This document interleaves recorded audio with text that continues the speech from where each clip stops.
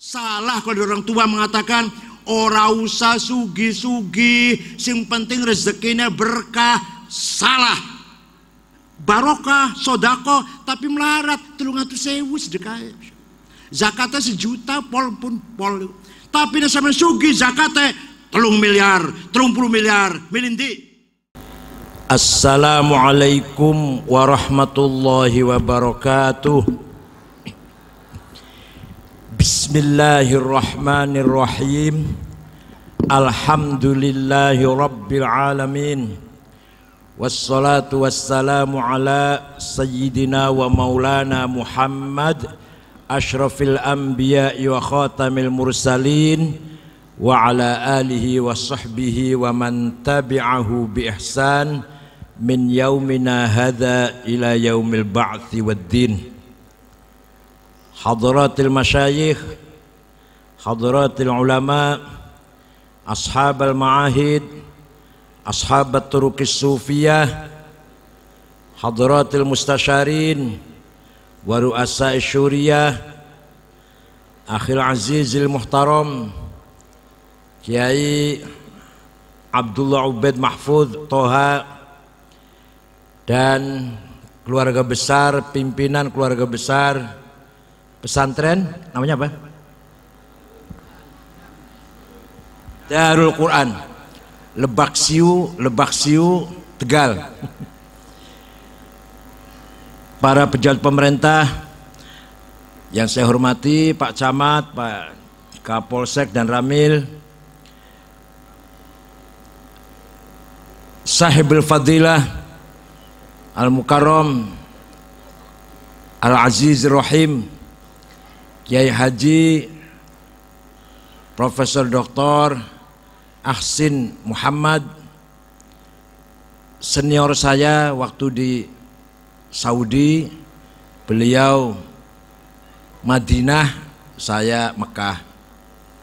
Hanya beliau jurusannya Quran, ya, min ahlil Quran. Kalau saya beda jurusan. Lumayan gua aban-aban lah. Bapak Ibu sekalian, terutama abna'il khatimin yang berbahagia dan para wali murid, wali khatimin yang berbahagia. Tidak usah panjang lebar. Allah memberikan guidance kepada Nabi Muhammad SAW agar berhasil menggembleng, membangun, mendidik orang Arab. Waktu itu orang Arab dari sisi peradaban, ilmu pengetahuan dikatakan ummiyin, buta huruf, primitif. Dari sisi agama dikatakan dhalalim mubin. Apa artinya? Artinya apa dhalalim mubin artinya? Sesat sak pol-pole wis, sesat banget. Jadi orang Arab ketika zaman Nabi Muhammad dalam keadaan tidak berilmu, tidak berperadaban, tidak berperaturan, tidak ada ilmu, gak ada pendidikan, ummiyin. Dan agamanya dari sisi teologi agama dhalalim mubin. Sing ngomong kayak kun kudu isun, bukan saya, Al-Qur'an. Bagaimana cara Nabi Muhammad merubah, melakukan revolusi mental dari dhalalim mubin, dari ummiyin menjadi masyarakat yang mutadayyin beragama, masyarakat yang solehin, ngerti tentang peradaban, akhlak, budaya, moral, tata krama, tata tertib, bagaimana membangun kebersamaan, satu sama lain saling menghormati, membangun masyarakat. Nabi Muhammad diperintah oleh Allah bangun masyarakat Arab sing kaya maukah agar menjadi masyarakat yang beradab. Huwallazi ba'atha fil ummiyina rasulam minhum yatlu alaihim ayatihi wa yuzakkihim wa yu'allimuhumul kitab wal hikmah wa in kanu min qablu lafi dhalalim mubin. Langkah pertama, yatlu alaihim ayati. Rasulullah menyampaikan kepada masyarakat Arab yang jahiliyah, yang ummiyin, ayat-ayat Allah, ayat-ayat Al-Quran, wahyu yang bersifat ilahiyah, samawiyah, muqaddasah, disampaikan kepada masyarakat Arab. Ternyata masyarakat Arab menyikapi wahyu Al-Quran ada dua. Ada yang setuju menerima, ada yang menolak bahkan menantang, tidak percaya sama sekali. Tapi bagaimanapun Rasulullah SAW berhasil merubah budaya orang Arab dari ummiyin, dari dhalal mubin menjadi hamba-hamba Allah, umat yang keren, yang mulia, yang bermartabat berkat dibimbing Rasulullah dengan tilawatul Quran. Maka pesantren dimanapun berada, walaupun metodenya modern, serta modern, sebuah apa modern, walaupun ngakunya pesantren modern, isinya SD, SMP, SMK, isinya, jangan meninggalkan kewajiban ngaji Quran. Yang namanya santri harus khatam Quran dengan benar bacanya. Kalau mau namanya santri. Kalau nggak santri karep-karepe. Mondok ning pesantren, sekolah SD, SMP, SMK, perguruan tinggi, modern, pesantren modern. Orang kayak kempek lah, kempetan desa lah. Walaupun modern kayak apa, santri harus khatam Quran. Saya sangat menyayangkan kalau ada pondok pesantren yang tidak mewajibkan santrinya khatam Quran. Ngisi-ngisinaken. Engkau balik jadi diundang ustad, jadi pengurus majelis ulama, dalile kaffara yukaffiru kufron. Sorbannya tak ngelewer, nganggune gambus jenggotnya dawa, tapi kaffara yukaffiru kufron. Santrin berong dina wis ngerti salah. Apa maning maca Quran berantakan, plentang-plentong, ngisin-ngisinaken. Aja kayak kun nggih, aja kayak gue ya. Alumni pesantren walaupun jurusannya umum wis. Pesantrennya nyediakan perguruan tinggi umum jurusannya sarjana teknik, sarjana akuntan. Maca Quran kalau namanya pesantren loh, harus bisa baca Quran dengan benar. Sayyidina Umar Ibn Khattab pulang dari berburu, meninggalkan kota Mekah pirang-pirang dina berburu yang padang pasir, masuk kota Mekah, mendengar berita bahwa adik kandungnya Fatimah bintil Khattab dan suaminya Sa'id bin Zaid bin Nufail masuk Islam. Sudah masuk Islam. Umar bin Khattab kaget, mendatangi rumahnya adiknya, saya tempelengin, mau saya pukulin adik saya masuk Islam nih, apa-apaan, meninggalkan agama nenek moyang. Ketok pintu, dibuka, adine Fatimah lagi maca Quran, pas surat Toha, ma anzalna alaikal Qur'ana litashqa illa tadhkiratan liman yakhsha tanzilan mimman khalaqal arda was samawatil ula ar-rahmanu 'alal 'arsy istawa, dan seterusnya lah. Sayyidina Umar yang tadinya marah-marah mau nempelengin adiknya, krungu maca Quran, adine maca Quran surat Toha, lemes, ngelumpruk. Apa mana nggak mau marah-marah, apalagi mau marah-marah, malah nggak bisa berbuat apa-apa, diem 1000 bahasa. Angger sampeyan krungu maca Quran paling angob paling. Lemes apa angob? Malah Sayyidina Umar jaluk maca, mana kertas yang tadi kamu baca? Oleh adiknya, nggak boleh, kamu najis, kamu musyrik, nggak boleh pegang ini. Paksa diambil kertasnya, direbut dari adiknya. Umar sendiri membaca sambil bergetar, gemeter, maca surat Toha Umar. Selesai baca, Aina Muhammad, Muhammad di mana sekarang? Di sana, di Jiyad, di rumahnya Al-Arqam bin Abil Arqam, lagi dengan para sahabatnya. Umar lari ke sana, ketok pintu. Para sahabat yang dalam rumah ketakutan, takut Umar mau marah-marah. Kanjeng Nabi dengan tenang membuka pintu rumah. Umar masuk, di hadapan Rasulullah, di hadapan para sahabatnya, ishtaharu bi islami, menyatakan masuk karena sebab mendengarkan Al-Qur'an.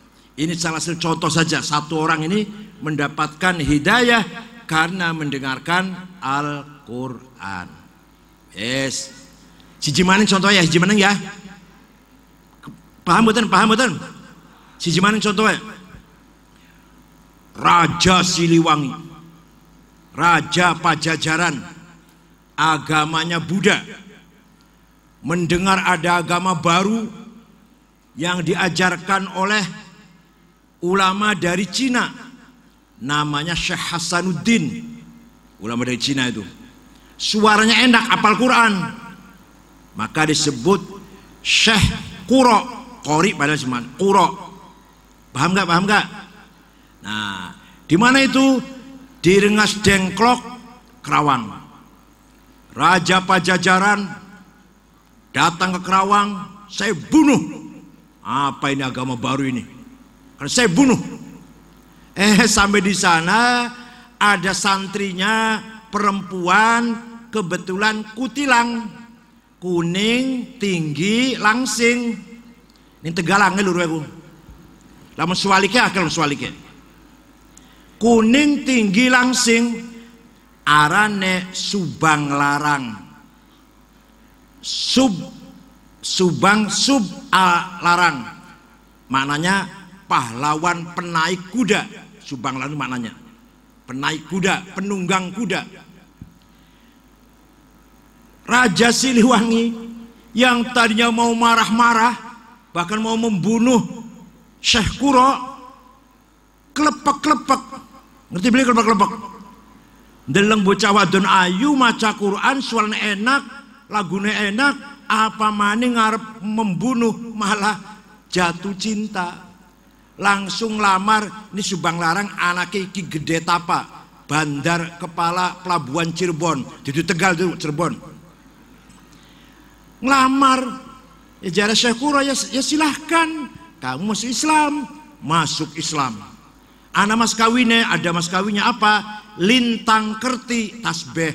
Udah saya cari di pasar, berapa harganya? Nggak ada di sini, adanya di sana, di Arab sana, di Mekah. Sudah saya terbang ke sana. Begitu mau terbang, hong, macet, orang bisa terbang. Biasanya bisa, biasanya. Angger muni hong biasanya mabur. Pisal maning hong, beli bisa mabur. Pisal maning hong, macet. Kata Syekh Quro, kalau ingin terbang baca Bismillahirrahmanirrahim. Hongnya dibaca, tapi Bismillah disit.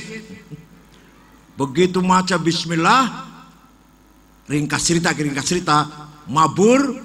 Tidak lama bawa tasbih, terjadi pernikahan antara Raja Siliwangi yang sudah masuk Islam dengan Subang Larang. Konon katanya Prabu Siliwangi ini Islamnya kurang tenanan. Orang tenanan lah, orang patah tenan Islamnya. Tapi nanti punya anak, menyebarkan Islam seluruh Jawa Barat, bahkan membubarkan kerajaan Pajajaran, namanya Sunan Rahmatullah atau terkenal dengan Prabu Kian Santang. Mengislamkan seluruh Jawa Barat kecuali Patih Pucukumun, tetap agamanya Karuhunan Sunda wiwitan dengan pengikutnya suku Baduy di Malimping, Lebak. Paham betul? Kepireng dongeng itu betul, kepireng betul. Itu anak nomor pertama. Anak yang nomor 2 Ki Kuwusangkan, namanya Syekh Abdullah Iman namanya. Diundang Ki Kuwusangkan, di Cirebon tinggalnya.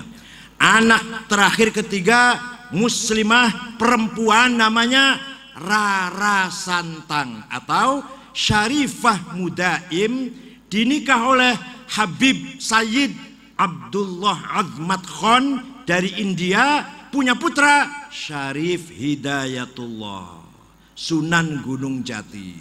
Jadi Syarif Hidayatullah itu kalau dari bapak Habib Sayyid, kalau dari ibu cucunya Prabu Siliwangi. Paham betul?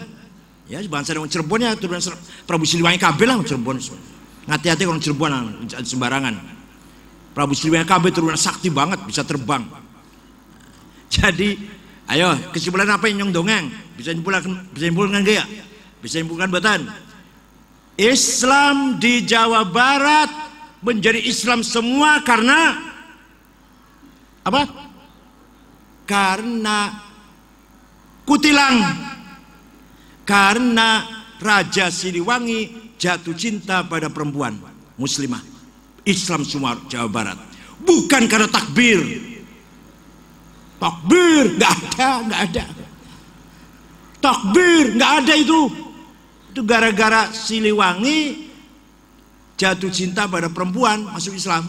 Terus babe mancing Islam Jawa Barat tuh, bukan karena takbir, bukan karena demo, bukan karena 212, enggak. Jadi Prabu Siliwangi melebu Islam karena mendengarkan Al-Quran yang dibaca oleh Subang Larang. Dah gitu aja lah, jangan panjang-panjang. Langkah kedua, kalau dia bisa baca Quran, wa yuzakkihim, apa artinya? Nabi Muhammad mendidik bangsa Arab yang jahiliyah setelah bisa baca Quran, melakukan pendidikan karakter, mental, kepribadian, jati diri. Yang tadinya tidak ngerti undang-undang, aturan, ngerti aturan, punya kepribadian, punya prinsip, ngerti kebenaran, ngerti mana benar, mana salah, mana mulia, mana tidak mulia. Tadinya orang Arab jahiliyah, bapaknya mati, ibunya masih rada beres, dikawin dewek, dua anak wadon dipendem urip-uripan. Coba makan binatang nggak disembelih lagi, batang dipangan. Sekarang setelah masuk Islam, setelah bisa baca Quran, Nabi Muhammad dididik wa yuzakkihim, tazkiyatun nafas, tasfiyatul qalb. Maka Pak Jokowi punya apa? Punya agenda nawacita revolusi mental. Sampai jam mungkin orang jalan-jalan. Ya, revolusi mental angger bobrok. Kak korupsi angger tambah nemen. Jiwasraya 17 triliun, engkau Bumi Putra pirang triliun, engkau taspen bu pirang puluh triliun. Padahal kata Jokowi apa? Revolusi mental, nawacita. Ya nawacita, korupsi angger-angger bahaya. Semakin menjadi-jadi. Paham betul? Kanjeng Nabi mendidik mental tazkiyatun nafas bangsa Arab dan berhasil. Dan berhasil, sukses. Coba. Gamane yakin gamane wis, gamane lah. Setiap manusia, kita semua termasuk saya, mempunyai hawa nafsu. Punya apa? Hawa nafsu ada 2. Oh ya, Ibu Bupati yang terhormat, Azzakillah bi'izzih wa akromakillah bikaromih. atau baqa'ah fi quwwatin wa bastah. Setiap manusia punya hawa nafsu. Hawa nafsu ada dua. Ada berapa? Ghadabiyah dan syahwatiyah. Ghadabiyah apa? Interest. Saya harus jadi bupati. Saya harus jadi gubernur. Saya harus jadi ketua umum PBNU. Saya harus jadi komandan. Saya harus jadi imam. Saya harus jadi pemimpin. Gak mau di belakang, mau di depan. Gak mau di bawah, harus di atas.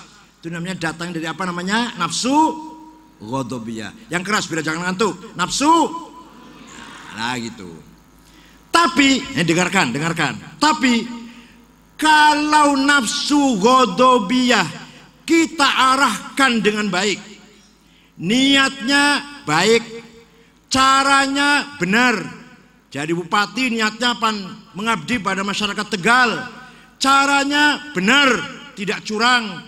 Tujuan utamanya ibtigha amardhatillah.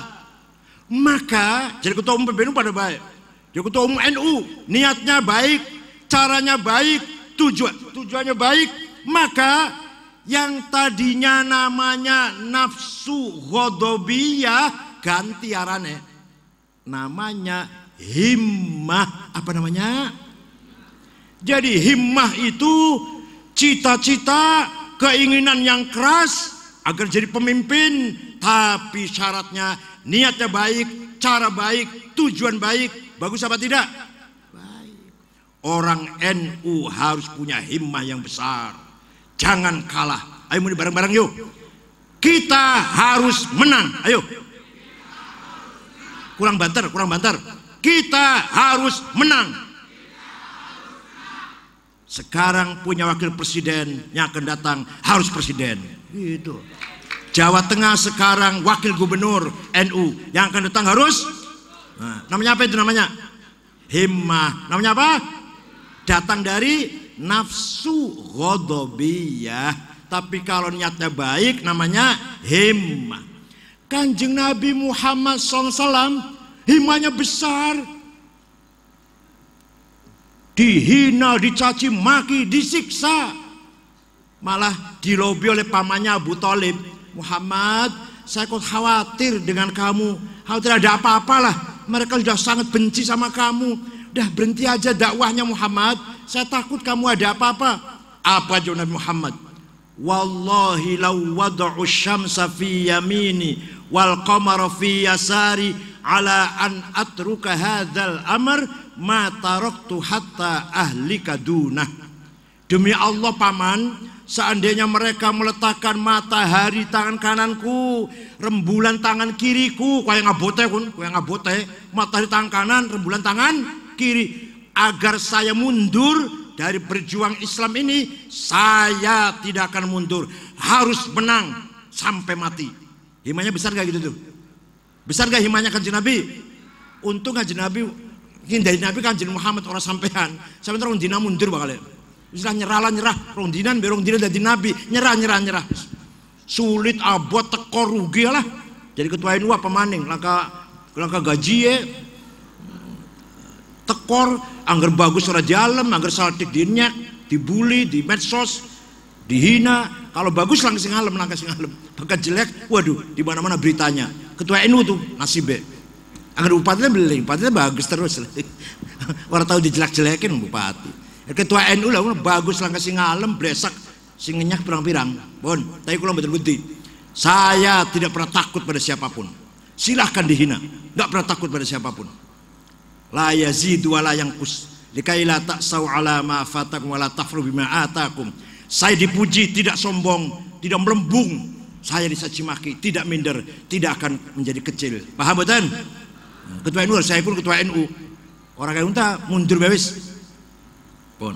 Kanjeng Nabi himanya besar, tidak pernah menyerah, tidak pernah mundur sampai mati.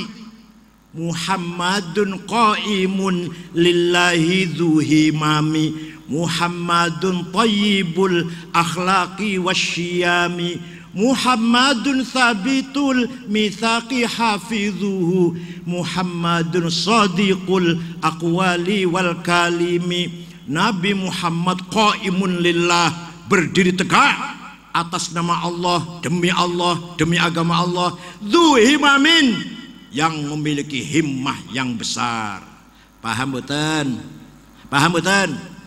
Khulafa Rasyidun himmahnya besar. Kalau gak himmahnya besar kalah. Kiai Hasyim Asy'ari mendirikan NU, himmahnya besar. Kalau nggak besar kalah NU atau nggak akan tersebar seperti sekarang. Kiai-kiai himmahnya besar. Insya Allah Kiai Ubaid himmahnya besar. Kalau nggak besar nggak mungkin punya santri sampai ribuan hafizul Quran ini. Karena himmahnya besar. Paham betul? Maka sekali lagi NU harus himmahnya besar. Artinya NU harus menang dengan baik, dengan fair, dengan objektif, jujur, harus menang. Namanya himmah. Paham boten? Wis.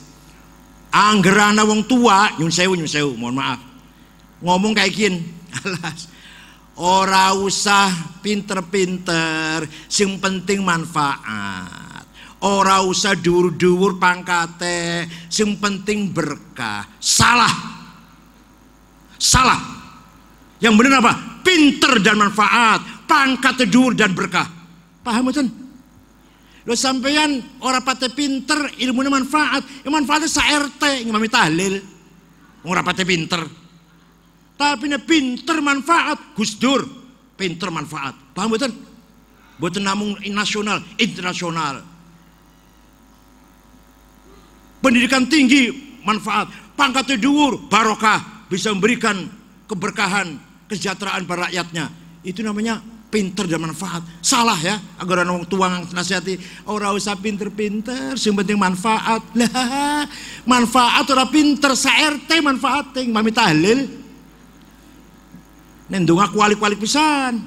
Ya won ya Hamid, agnina biharam ikan halalik. Masya Allah, kualik mbah. Nomor loro, nomor pira? Nafsu syahwatiyah. Apa? Sing keras sambil aja ngantuk. Apa? Saya harus kaya. Saya harus banyak duitnya, banyak rumahnya, banyak pabriknya, banyak perusahaannya, banyak tokonya, banyak mobilnya. Itu namanya apa? Nafsu syahwatiyah. Saya harus kaya raya. Kalau niatnya baik, tujuannya baik, caranya baik, maka nafsu syahwatiyah ganti arane. Dudu nafsu syahwatiyah arane. Apa arane? Azimah. Apa? Yang keras. Orang NU harus besar azimahnya, harus kaya. Ayo muni bareng. Kita harus kaya. Aja miskin. Tapi katanya miskin, insyaallah. Lah. Sahabat Utsman bin Affan, sahabat mantune Kanjeng Nabi, sudah dipastikan masuk surga. Abu Bakar, Umar, Utsman, Ali, Sa'ad, Sa'id, Tolhah, Zubair, Abdurrahman bin Auf, Amir bin Jarrah, wis dikasih tahu, wis diawiru, kamu orang 10 pasti masuk surga. Jadi Sayyidina Utsman, sahabat minas sabiqin awalin, mantune Kanjeng Nabi, pasti masuk surga, sugih. Pernah dagangannya teka sing Syam gawa makanan 700 onta, digawa 700 onta, 700 gerobak lah, 700 kol diesel wis. Teka ning Madinah, orang Yahudi akan memborong, saya kasih untung 100%, enggak. 200%, enggak. 300% saya kasih untung, enggak. Terus berapa maunya? Akan saya sodakohkan kepada fuqara masakin Madinah. Sugih mboten? Sodakoe 700 panganan sing digawa 700 onta. Sampai ente sedekah paling 7 cangkir. Sahabat mantune Kanjeng Nabi mubasysyar bil jannah minasabiqin awalin, sugi, loman. Sampeyan dudu sahabat, beli durung pasti masuk surga, dudu mantune Kanjeng Nabi, melarat, medit.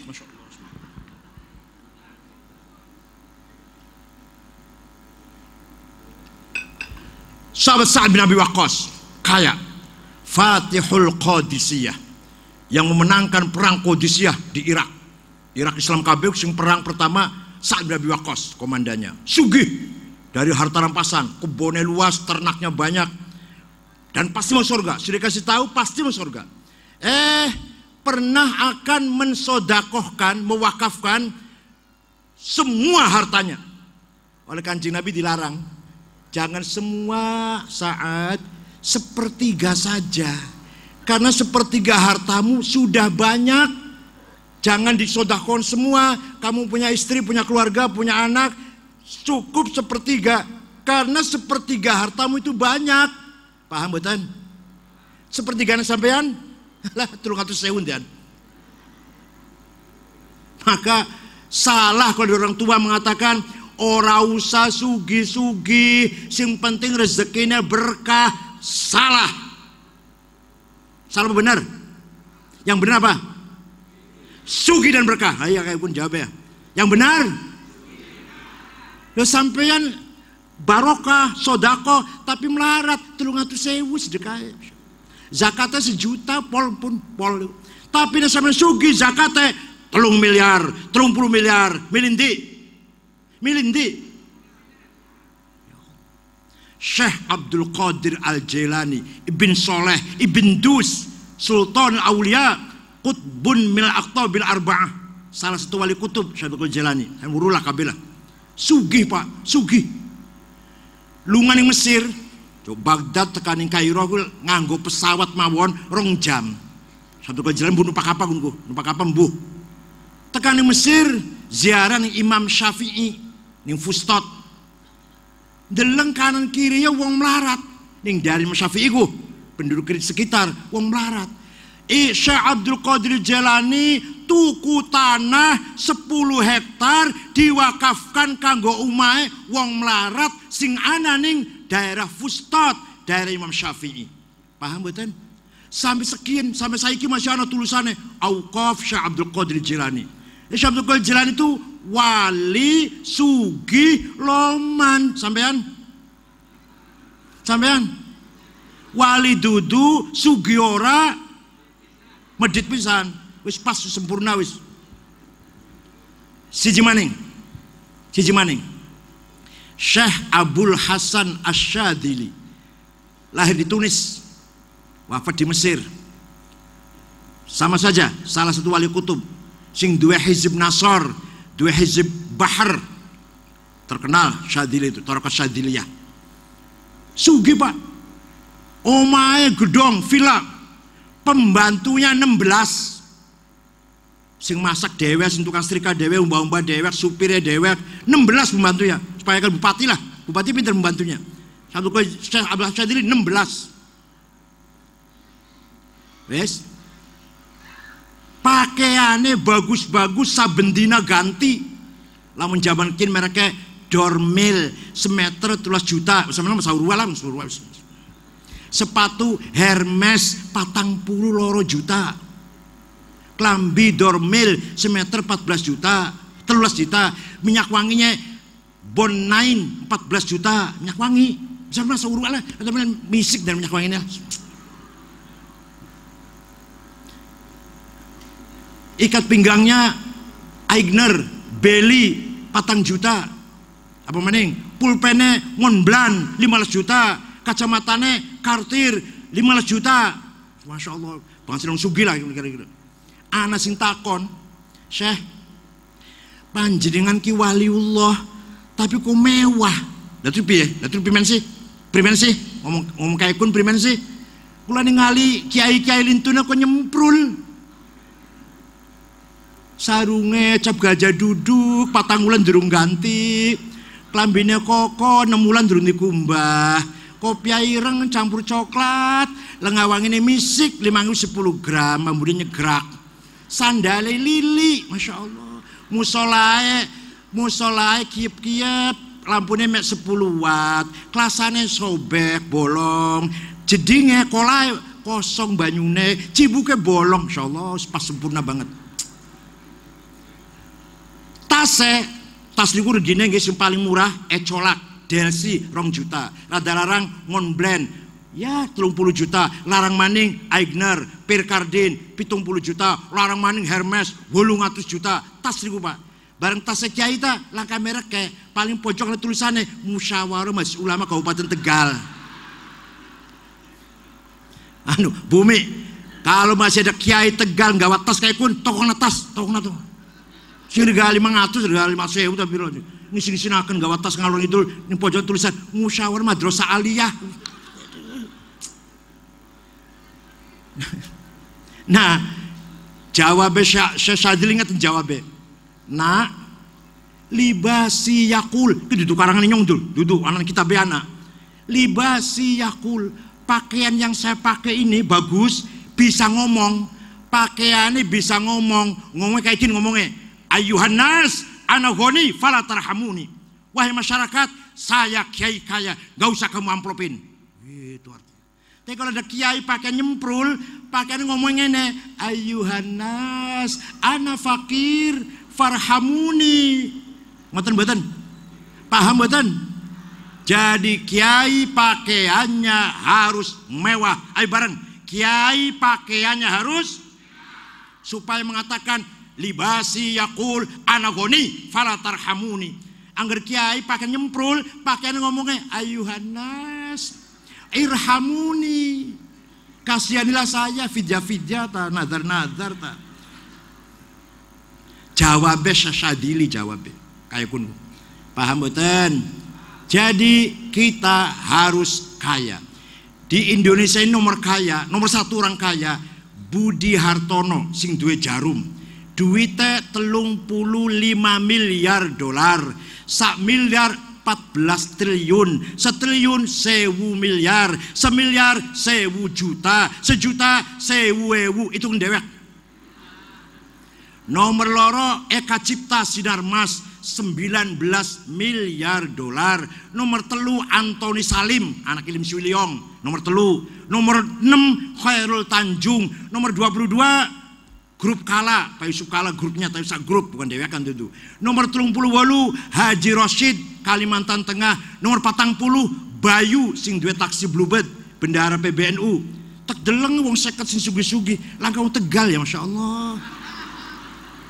Siji bilang wong Tegal melarat apa ya? Padahal Allah mengatakan mana? Allah firman Allah, walaqad katabna fiz zaburi annal arda yarithuha ibadiyas solihun. Bumi ini dengan segala isinya, batu bara, boksit, mening, fosfat, emas, berlian, nikel, timah, apalagi granit, kanggo hamba-hambaku sing soleh. Wong Tegal soleh kabeh tapi melarat-melarat. Padahal mustahil katone yang jalan katone mustahikin kabeh iki. Bina asnafi tamaniyah kabeh golongan sing layak terima zakat insyaallah. Paham mboten? Kiai Hasyim Asy'ari kaya. Ya kaya kiai, sugih kiai lah. Sawayamba dipangan bareng-bareng karo santrine. Kiai Wahab kaya. Kiai Wahab itu menyebarkan NU, mensosialkan NU sampai ke Sumatera Selatan. Jumpa dengan Kiai Kamil Soleh, NU pertama. Menes Pandeglang. Menes itu Pak, sekian bayi nyong mana males. Ya walaupun usana jalan enak, tapi belok-belok jalan blesak lah. Sekian Kiai Wahab tekan mana? Tekan mana Kiai Wahab? Mendirikan NU Kiai Abdurrahman, kakeknya istrinya Kiai Hafid Usman. Nah, Bogor ajengan Abdul Hamid Pagentongan Bogor. Betawi Guru Marzuki Cipinang Muara. Majalengka Kiai Abdul Halim Limunding. Cirebon Kiai Abbas, Kiai Amin itu NU pertama. Semarang Kiai Ridwan, Lasem Mbak Maksum Lasem, Bapaknya Kiai Ali Maksum. Kudus Raden Asnawi Kudus. Cepu Kiai Ihsan. Lombok Tengah Kiai Faisal. Kiai Wahab muter-muter sampai semonten niku tanpa proposal. Nah, NU Tegal ashabul proposal ya. Ashabul jawab, NU Tegal ashabul proposal, maka dongane orang mandi. Zaman bengen kiai dongane mandi. Coba sekian donga, wacane pada, hitungane pada. Sing diwaca pada, sing dihitungnya semene-semene pada lah. Puasa pada, tapi ki mahrus bengen dongane efektif caspleng kiai sekian ora pate mandi. Kenapa? Oh, bosot tak golek sebabe keseringan gawe proposal. Kiai Mahrus nggak pernah minta-minta, Kiai Maksum nggak pernah minta-minta, bawa malah ongkos dewek muter-muter. Ya Allah. Kanjeng Nabi Mi'raj, temen lagi tenan, orang arang, orang kitab ono. Kanjeng Nabi Mi'raj ndeleng wong gede dhuwur tangis sing kuburan, boso dideleng mukanya bolong, gak ono dagingnya, tidak ada dagingnya mukanya, kropos bolong. Kanjeng Nabi kaget, takut malaikat Jibril, man huwa ya Jibril, siapa itu? Gede dhuwur tapi mukanya bolong, gak ada dagingnya. Oh, niku umat panjenengan yang rajin bikin proposal. Kathirus soal, yang rajin minta-minta. Bahasa saya proposal, bahasa saya. Tapi bahasa Arabnya kathirus soal, rajin minta-minta. Oleh karena itu NU Tegal stop minta-minta. Stop. Siap stop. Mulai sekarang stop proposal. Muktamar NU yang akan datang di Oktober di Lampung, insya Allah tanpa proposal. Kita sebarkan koin muktamar. Sekarang saja sudah Kabupaten Mesuji akan cabang Mesuji nyumbang sapi papat, 1000 ayam, 10 ton beras. Kabupaten Tulang Bawang ikan segar, kopi 1 ton. Sekali minum kopi kabeh lah. Indramayu sekian ton beras. Alhamdulillah semangat. Jawa Timur insya Allah targetnya 50 miliar. Target. Nanti kalau lebih kita kembalikan lagi. 1. Tanpa proposal. 2. Mandiri. 3. Kita stop intervensi pihak ketiga. Muktamar NU, orang lain jangan ikut campur. Siap? Nah gitu. Soal yang jadi siapa silahkan, gak urusan saya. Yang penting muktamar jangan didikte oleh orang lain, orang luar. Oh, alhamdulillah. Saya baru membangun UNU, Universitas NU di Jakarta, bangun ini parung melebunang Bogor, terbawa Bogor. Habis 30 miliar tanpa proposal Bu Umi. Dan saya tidak tahu uangnya dari mana, tahu jadi gedungnya. Dan sekarang lagi bangun ning gurnya kantor PB. Karena kantor PB cilik 850 meter, tak tambahi 500 meter di belakangnya. Insya Allah 8 lantai, 20 miliar tantong tanpa proposal. Paham betul? Nah, wong NU Tegal bangun kantor, rumah sakit, bangun sekolah harus tanpa. Siap? Siap? Ya kudu sugih. Ayo kita ulangi lagi, ayo kita ulangi. NU harus menang, ayo. NU harus kaya. Alhamdulillah paham.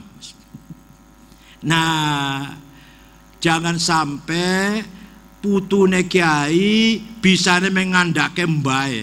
Saya, mbah saya kiai besar, kakek saya tokoh besar, kakek saya ketua NU atau kiai NU. Tapi ente apa? Gombal. Gombal itu serbet. Mendengar serbetnya meja makan, serbetnya WC, Masya Allah. Wa syarrul alamina dhawu khamuli idza fakhartahum dzakarul jududa. Sejelek-jelek manusia hanya bisa ngandalkan kakeknya, jududnya, jajadnya. Dewek kata orang-orang no papane, nggak ada apa-apanya. Kakek saya, nenek saya turunan Sunan Gunung Jati. Lente, gombal, bajingan malah. Jelek-jeleknya orang.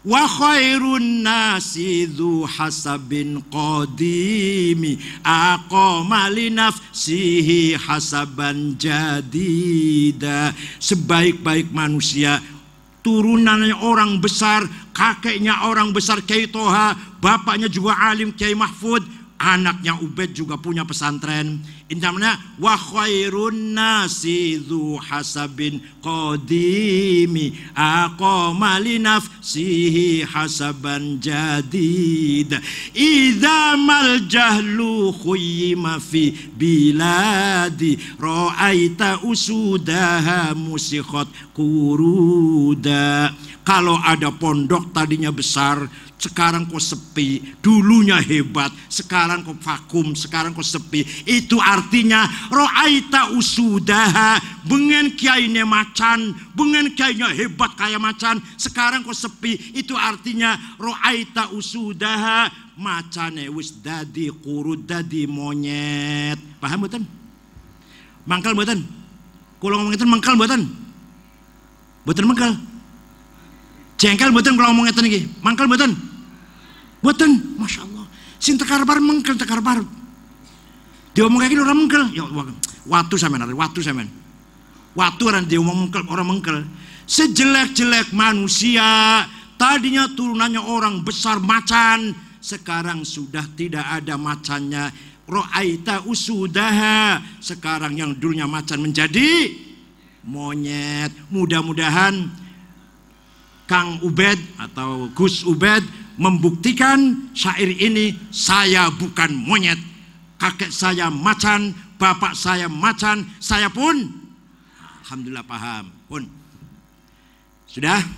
Kalau sudah seperti itu karakternya, nah sekarang masalah azimah dulu, azimah. Walah, ngomong tak gampang, dilakukan tak angel. Ya kayak Samen ngomong kayak kan. Ngomong tak gampang sampean kan Said, dilakukan tak angel. Apa sih angelnya? Ya kesulitannya akeh. Jangan minder. Siapa yang kerja keras pasti Allah akan memudahkan jalan. Yang namanya Eka Cipta itu Sinarmas dari nol cari duitnya. Yang namanya Erick Thohir itu bapaknya Tahir dari Lampung, dari jualan baju melaku-melaku, ngecer jualan baju.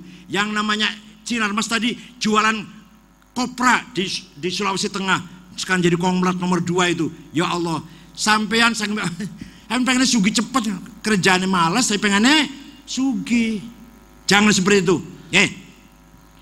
Gunung Slamet dhuwur ora? Sing jawab yang keras. Gunung Slamet tinggi tidak? Tapi kalau sampean naiki dan sudah di atas Gunung Slamet, ning sore sikil dan diure sikil. Alhamdulillah paham. Bisa mana takon, bisa mana iki? Gunung Slamet dhuwur ora? Tapi lamun sampai mungganin dure, wis tekan dhuwur, Gunung Slamet ning sadure ndas tani sore sikil. Berarti siapa yang betul-betul kerja keras, semua masalah kecil, gak ada yang besar. Paham betul? Oh. Kalau sudah seperti itu, maka wa yu'allimuhumul kitab. Kanjeng Nabi mulai mengajak masyarakat Arab, masyarakat jahiliyah berilmu. Sudah karakter sudah terbentuk, akhlak sudah terbentuk, berilmu. Jadi di sini akhlak dulu baru ilmu. Kalau pinter dulu baru akhlak, ya ini sekarang ini pinter dulu baru akhlak. Maka kebanyakan koruptor orang pinter. Wong bodoh nyolong sandal di masjid. Wong pinter pabrik sandal dicolong. Saya beli bisa bodoh sampean. Wong bodoh ngerampok bank nganggo golok, nganggo blati, nganggo pisau, 6 rombongan 6 orang sepeda motor siap rampok, paling 3 miliar, paling 5 miliar, paling 10 miliar. Tapi wong pinter nganggo pulpen tanda tangan 13 triliun 16 Jiwasraya. Paham betul? Wong pinter ku, pakai blesak. Oleh karena itu kata Al-Quran, wa yuzakkihim dulu baru wa yu'allimuhumul kita, baru ilmu. Pendidikan belakang, skill itu belakang, teknologi belakang, setelah akhlakul karimah. Paham betul? Paham betul? Kalau ilmu dulu baru akhlak, gak bisa, gak akan bisa itu. Ilmu baru akhlak, akhlak dulu baru ilmu. Nah di sini umat Islam dulu semuanya adalah penemu, penggagas ilmu pengetahuan. Yang pertama kali menyempurnakan tulisan Arab Zaman Kanjeng Nabi tulisan Arab langka titike ba ta ta sami mawon, jim ha kho podo wae, dal dal nggak ada bedanya, ro za nggak ada bedanya, terus nggak ada titik. Pertama kali orang yang bikin titik pada huruf Arab namanya Abul Aswad Ad-Du'ali, ulama, bukan sahabat, ulama, tabi'in lah, tahun 59 Hijriah. Beliau wafatnya tahun 62 Hijriah. Tuh ulama tuh, wa yu'allimul kitab artinya, dibikin pinter. Orang pertama kali bikin ilmu nahwu Imam Sibaweh. Setelah mendengarkan ada orang baca Quran salah, innallaha bari'um minal musyrikin wa rasulih. Allah tidak melindungi orang musyrik dan tidak melindungi Rasulullah. Salah. Yang benar, innallaha bari'um minal musyrikin wa rasulah. Allah dan Rasulnya tidak melindungi orang musyrik. Paham? Lahirlah ilmu nahwu yang disempurnakan oleh Imam Amr bin Qumbur atau Imam Sibaweh. Yang pertama kali bikin harokat, fathah, domah, kasrah, fathaten, domaten, kasroten, tasjid, sukun, Imam Khalil bin Ahmad Al-Farahidi. Yang pertama kali bikin ilmu tajwid, idhar, idgham, iqlab, qalqalah, lazim, majaiz, huruf halak, huruf mad, Abu Ubaid Qasim bin Salam, wafat tahun 224 Hijriah. Apal mboten sebut namanya? Apal mboten? Saya coba apa? Saya coba ya. Sing gawe titik huruf Arab saparane? Siapa? Alhamdulillah kelingan. Sing gawe harokat fathah dhamma kasrah siapa? Khalil bin Ahmad Al-Farahidi. Sing gawe ilmu tajwid siapa? Wah, sarapan iwak asin dia. Sarapan ampas kelapa wis diperes, isinya wis diambil, kelapanya bener dibuang, dipangan, didale mecin, dedel otak kesampean. Ora sebab mangan kelapa ora. Pun. Pertama kali waktu akhir abad pertama banyak hadis palsu. Hadis bohong, qala Rasulullah bohong, qala Rasulullah bohong.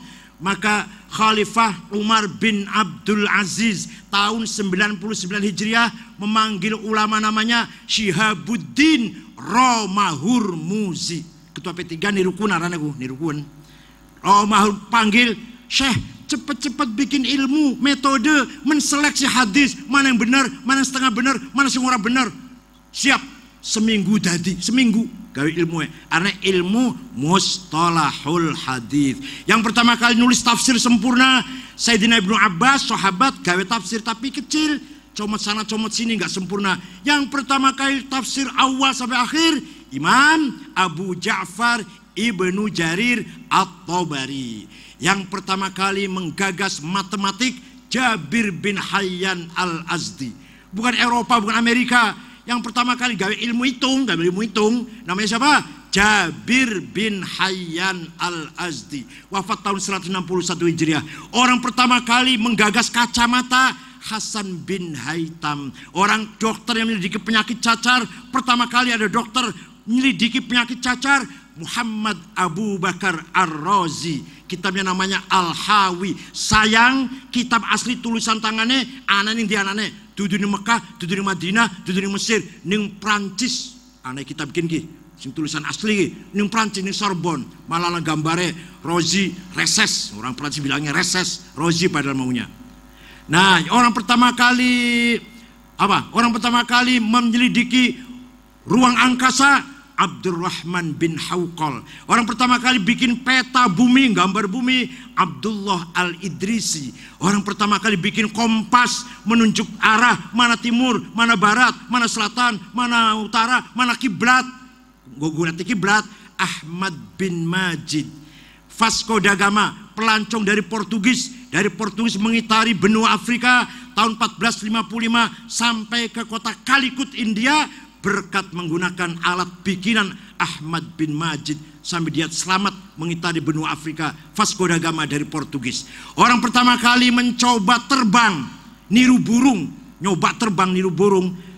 Abbas bin Farnas. Terbang pertama berhasil, 2 kali berhasil, 3 kali kaenakan kesuwen, jatuh mati sampai jatuh mati. Itu pertama kali orang terbang. Siapa namanya? Abbas bin Farnas. Siapa?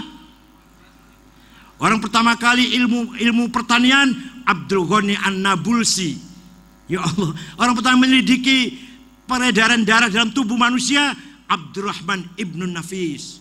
Dulu umat Islam maju karena membangun peradaban, memajukan ilmu pengetahuan. Paham boten? Maka oleh karena itu monggo putra panjenengan semuanya belajar ilmu nggih. Monggo, sementing sudah bisa ngaji Quran, terserah bukan pengennya ilmu umum ya mangga, harus jadi insinyur, harus jadi SR, jadi dokter, bukan pengen jadi ulama yang ngaji sing temenanan aja setengah-setengah. Ngoten nggih? Terusakan mondok, terusakan sekolah, terusakan kuliah, terusakan seluruh ilmu. Jangan putus asa, jangan berhenti di jalan. Mangga, kalau yang bagus nilainya ingin ke Maroko, datang PBNU, saya kirim ke Maroko dengan syarat apal Quran minimal 10 juz minimal, dan bisa bahasa Arab titik-titik lah, bisa ngejak ngomong titik-titik. Insya Allah berangkat ke Maroko. Sudan juga siap menerima. Mesir tahu kaken uang Mesir tahu kaken bocawis. Turki juga siap. Australia monggo. Cina monggo, tapi lagi anak corona Cina tak jadi dingin. India siap. Taiwan siap menerima, memberi beasiswa pada anak-anak NU. Insya Allah. Jangan ketinggalan, apalagi memasuki era revolusi 4.0, revolusi digital, era kecerdasan buatan.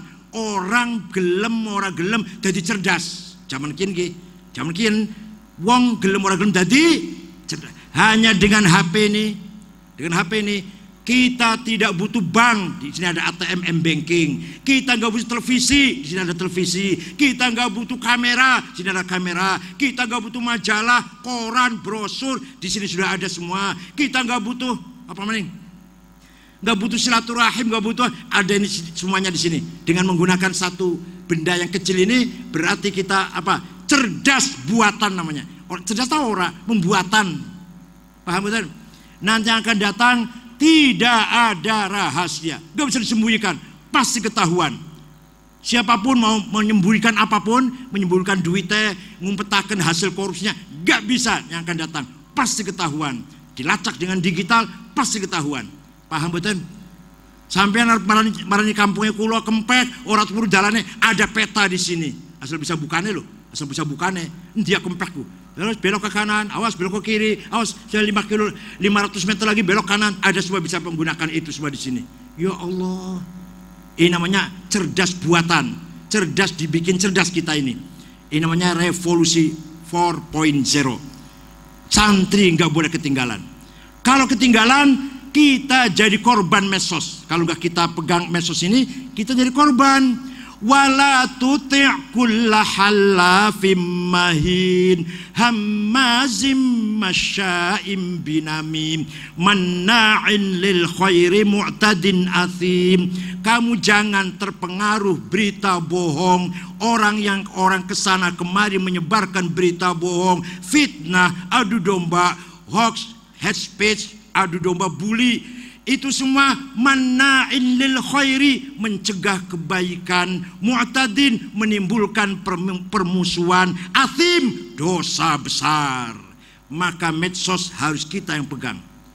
Kalau bukan kita yang ngisi medsos, kita akan jadi korban medsos dari orang luar. Paham betul?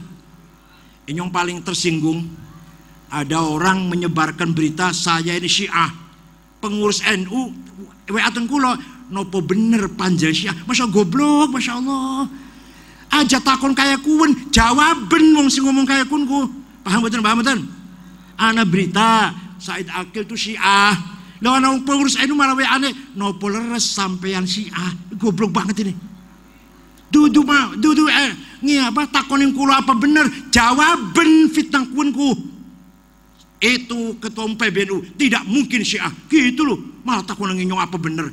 Arane korban medsos sampai namanya. Korban halafim mahin, hamazim masya'im binamim. Korban berita bohong yang kesana kemari disebarkan oleh orang punya kepentingan. Walhasil kita harus menguasai ilmu pengetahuan. Terakhir. Maca Quran wis bisa, akhlak wis bagus, pemaning.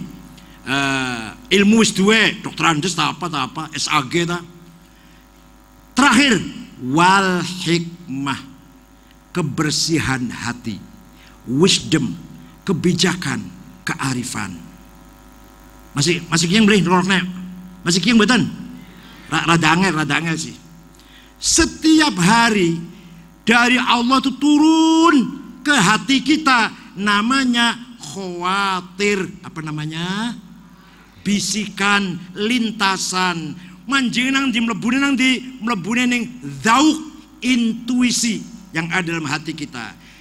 Kelamun dari Allah, khawatir ilahiyah namanya, itu membawa ilham.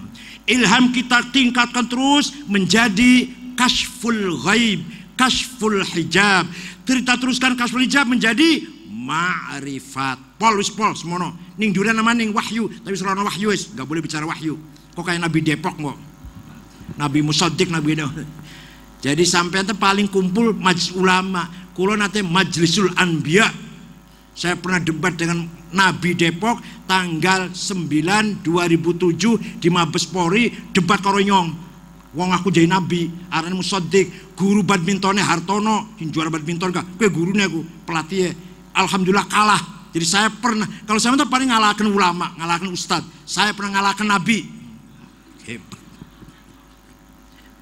Pun, jadi ma'rifat pol.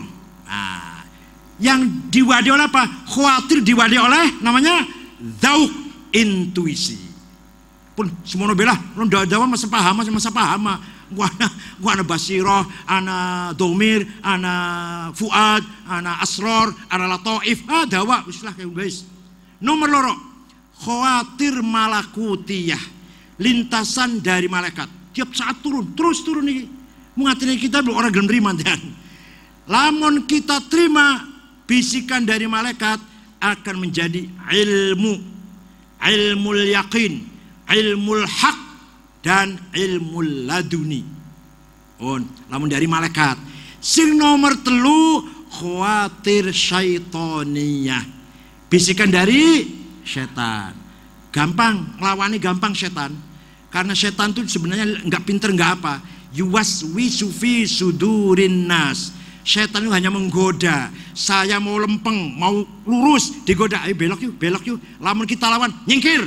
Auzubillahi minasyaitonir rajim, melayu setan wis. Goda mana bakal ngarep. Walhasil setan gampang dilawan. Sing paling berat, sing nomor 4, khawatir nafsaniyah. Apa namanya? Bisikan dari hawa nafsu, interest dan hasrat. Akan mengerjakan kejahatan, direncanakan 2 bulan 3 bulan sebelumnya.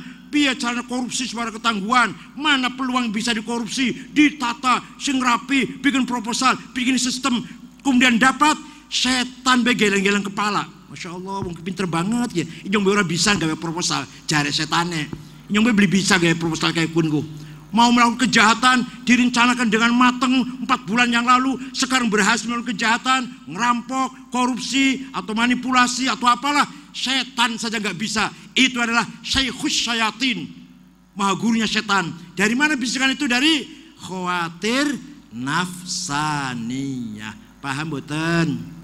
Sampai sering ilahiyah, malakutiyah, iblisiyah, apa nafsaniyah sampean sing gawe teka. Jawab ya Allah, ora jawab sampean. Sampean lintasan jurati sampean lho. Seringnya sing ilahiyah, apa malakutiyah, apa setaniyah, apa nafsaniyah? Apa? Sing sering di setan. Yang muridnya setan arane. Mangga. Wisdom. Contoh Gus Dur. Gus Dur singkat lah. Sing gampang contohnya Gus Dur. Lagi sakit, baru dari rumah sakit, tapi masih dalam keadaan sakit. Di dalam kamar saya, Pak Muhammad Iskandar, Pak Wisnu, sekarang Ketua Golkar Jawa Tengah sekarang, dan Pak Cakrawardaya, mantan Menteri Koperasi, Saifullah Yusuf, mantan Wakil Gubernur Jawa Timur, kulo, wong 5, ya nalon, ngobrol nalon, nonggoni Gus Dur masih sakit, masih ada plasternya. Tiba-tiba Gus Dur duduk, lungguh, tadinya tidur, lungguh. Mengko aku jadi presiden. Kita orang 5 kaget, ini Gus Dur konslet ya, udah nggak waras Gus Dur ini sudah. Ternyata jadi presiden tidak. Dari mana itu? Dari mana itu? Dari guru, dari baca buku, dari majelis taklim, dari tabligh akbar. Dari mana itu? Nurun yakdzifuhullah ala qalbi man yasha. Direct illumination from Allah. Ada pencerahan nur langsung dari Allah kepada hatinya hamba, ke hati hambanya yang ia kehendaki. Pon, ada bola internasional. Pertama kali main Spanyol lawan Prancis. Gusir mboten ningali, mripate mboten ningali. Hanya mendengarkan TV didengarkan. Bakalnya 0-1 iki. Prancis menang 1, Spanyol 0. Bener 0-1, Pak. Siapa dari mana itu? Ada yang bisiki? Jari wong, jari guru, jari kitab, jari buku. Nurun yakdzifuhullah ala qalbi man yasha. Wes, mari jadi presiden, esuk-esuk jogging itu artinya gerak badan. Mampir ngriya kula, sleren mampir ngriya kula njaluk nginum. Njaluk roti tawar. AC tak setel. Masih nganggo pakaian olahraga. Wonten saksine niki, saksine santri kula namanya Ulil. Pun tidur, ngorok malah tidure bar mlaku-mlaku ana sene ngorok. Bangun sekitar 20 menit mengko sampean Kang Said dadi ketua PBNU nek wis umur 56. Persis ketika Muktamar Mukassar saya terpilih jadi ketua NU, umur saya 56. Dari mana itu? Gus Dur tahu gitu tuh. Dari mana itu? Dari mana tadi jawabnya gimana? Nurun yakdzifuhullah ala qalbi man yasha. Setiap pemimpin, Bu, setiap pemimpin pasti ada saat-saat yang kritis, ada masalah yang rumit, yang tidak ada waktu untuk berpikir panjang, tidak kesempatan tanya pada penasehat, tidak ada kesempatan tanya pada pembantu. Harus saya putuskan sekarang, iya apa tidak? Pernah kan bupati pasti, kalau ketua NU pernah kok, sering. Itu tidak ada lagi dengak nang dhuwur, ya Allah berilah aku petunjuk. Mana yang benar ini? Iya apa tidak? Kita ambil apa kita tolak? Kita setuju apa kita tolak? Tanpa rapat, tanpa minta pendapat orang lain, tanpa berpikir logis panjang, menggunakan logika panjang-panjang. Enggak, sekarang saya putuskan iya, atau sekarang saya putuskan tidak. Itu namanya menggunakan apa, Bu? Menggunakan apa namanya? Dzauq, intuisi. Dari mana? Nurun yakdzifuhullah ala qalbi man yasha. Tidak ngomong kayak gini, belum orang paham apa ya? Orang paham dan ya Allah. Pun paham.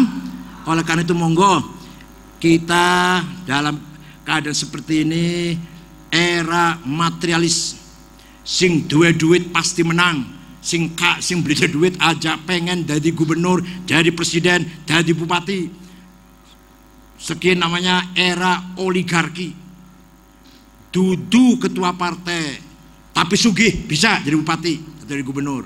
Dudu ketua partai, beli duit asal ada cukong yang duitin, bisa jadi presiden. Paham betul? Orang paham yang mau kayak gini, masya Allah. Orang paham ya. Beli duit, beli duit partai, tapi ada yang nyukongin jadi bupati, jadi gubernur, jadi presiden. Namanya ini era oligarki. Kekuasaan dipegang oleh sekelompok kecil yang punya duit. Masih mending zaman Pak Harto. Zaman Pak Harto baru dulu walaupun ya diktator, zaman tentara berkuasa, tapi tidak oligarki. Bukan yang punya uang yang berkuasa, bukan. Sekarang sangat parah. Orang pengen jadi bupati, pengen jadi lurah. Jadi kuwu, jadi lurah. Kudu duit. Pinter, jujur, fasih. Beli duit, masa dadia.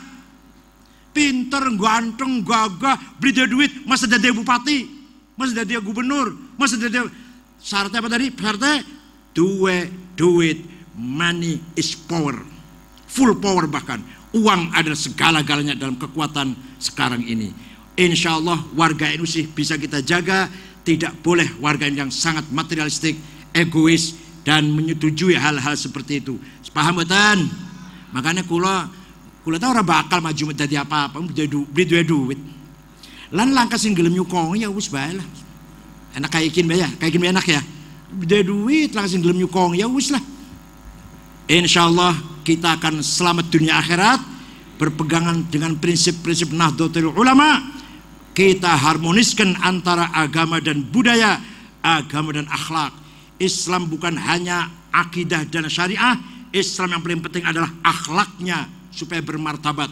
Contoh, wa innamal umamul akhlaqu ma baqiyat fa inhumu dhahabat akhlaquhum dhahabu. Apa artinya? Martabat bangsa itu apa akhlaknya? Akhlaknya bagus bermartabat, akhlaknya jelek ya jelek nama bangsa itu. Bukan agamanya. Tidak mengatakan wa innamal umamul adyanu ma baqiyat. Ora, martabat bangsa tergantung agamanya. Agamanya beres, akhlak martabatnya bagus. Agamanya jelek, martabatnya jelek. Enggak, akhlak budayanya. Contoh ben paham, ben orang kaget. Jangan kaget ngomong kayak gini nyong. Jepang, agamanya beri jelas.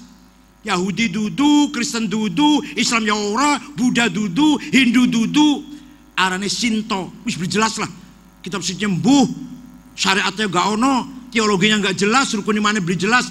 Bermartabat mboten? Bermartabat mboten? Akhlaknya yang maju.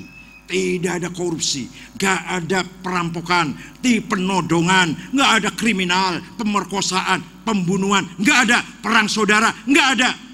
Akhlaknya yang maju. Agamanya gak karu-karuan agamanya. Swiss aman, Swedia aman. Perdana Menteri melakukan pasar neng toko belanja bengi-bengi sing nganter wong loro. Ini bupati kayak pengawalnya 10 anan jennya, 10 anan jennya, betul. Presiden Swedia 2 orang malam-malam jalan aman. Paham betul? Pak sing jawab paham betul? Jadi sampean Tegal akhlaknya saya betul? Delang, coba delang. Kula karo istri kula tahun 2011 ning Australia. Setengah bulan Ramadan, setengah bulan ceramah muter-muter ning Sydney, Brisbane, Canberra, Melbourne, wes setengah bulan. Pas hari terakhir mau pulang belanja oleh-oleh di toko-toko cilik lah pasar. HP kulo ketinggalan dan orang kelingan orang eling di warung di ketinggalan toko di wis mbuh wis lah ilang ya wis lah. Mung sayang isine beng sayang HP teh murah wis lah gampang tuku maning. Wis lha tangala wis. Bosok arep turu ning hotel jam 09.00 luwih titit, ana wong ngetok pintu dibuka pegawai hotel karo bocah nom ngateraken HP sing kula ketinggalan acak ning Tegal. Ibadahnya bagus, sholatnya bagus, akidahnya bagus, syariatnya bagus, HP nyong ketinggalan, kira-kira balik beli kira-kira. Gimana? Ya diamankan, diselamatkan arane. Namanya akhlaknya belum jauh dari martabat. Bangsa akhlaknya tergantung budayanya, bangsa martabatnya tergantung akhlaknya, bukan agamanya. Paham betul? Agama Jepang gak jelas tuh apa itu agama Jepang tuh, gak jelas. Tapi bermartabat, keren, bergengsi, dihormati seluruh dunia. Apanya? Akhlaknya. Gak ada korupsi, gak ada perang saudara. Arab, agamanya bagus, akhlak akidahnya bagus, syariatnya bagus. Perang saudara 40 tahun sudah. Yang mati sudah 1,5 juta. Ning Arab wong mati perang saudara, duduk perang karo Israel, duduk perang karo Batur, karo kanca. 1,5 juta. Ning Afghanistan agamanya 199% Hanafi Sunni ahli sunnah, 1% Syiah sukune mek 7, hanya 7 suku. Perang saudara 40 tahun. Presidennya Burhanuddin Rabbani dibom mati. Ana Maulid Nabi, ada acara Maulid Nabi di hotel, dibom mati kabeh wonge. Ning Mesir akidahnya bagus, syariatnya bagus. Lagi sholat Jumat ning Rafah, kota Rafah, provinsi Arish, lagi sholat Jumat dibom. Sing ngebom wong Islam, sing ngebom didong Yahudi, didong Kristen. Wong Islam sing ngebom, sing mati 680, mati kabeh. Ning Suriah ulama sepuh, ulama besar sepuh namanya Syekh Said Ramadan Al-Buti lagi ngaji, duduk lagi kampanye, duduk lagi ngomong politik, lagi apa? Ngaji ning masjid, dibom mati. Akhlaknya bejat, akhlaknya amburadul. Paham mboten? Pengen kayak kuning Indonesia? Pengen kayak kun? Lagi ngajian bom, kiai mulang anak bom pengen? Oleh karena itu kita harus kembali ke budaya kita. Kita pertahankan karakter jati diri kepribadian bangsa Indonesia, bangsa yang ramah beradab. Walaupun ilmunya kita sedang-sedang, agama kita sedang-sedang, tapi akhlak kita di mana-mana terkenal baik. Karena kita apa? Kita sudah harmonis satu sama lain, menjunjung tinggi perbedaan suku, agama, perbedaan partai politik, perbedaan pilihan 01, 02, selesai sudah. Sekarang tinggal ke depan, mari kita membangun masyarakat Tegal lebih maju lagi, lebih berkualitas lagi. Ngoten nggih, NU harus bermartabat, NU harus berakhlak, NU harus berbudaya, pegang ilmu pengetahuan, dorong kemajuan NU di segi ekonominya dan seterusnya, kesehatan, pendidikan, pengusaha-pengusaha kecil. Insya Allah ke depan Tegal fi amnin wa aman wa barakah. Waffaqakumullah wa huwal fiqhul thoriq. Wassalamualaikum warahmatullahi wabarakatuh.